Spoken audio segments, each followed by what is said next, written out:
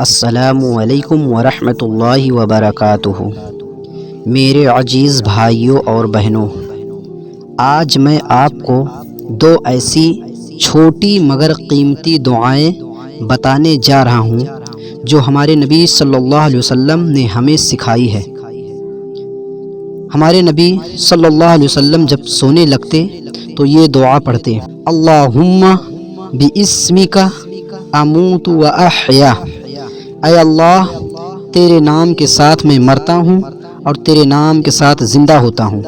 اور جب بیدار ہوتے تھے صبح تو یہ دعا پڑھتے تھے: الحمدللہ الذی احیانا بعد ما اماتنا والیہ النشور۔ سب تعریفیں اللہ کے لیے ہیں جس نے ہمیں نیند کے بعد زندہ کیا اور اسی کی طرف لوٹ کر جانا ہے۔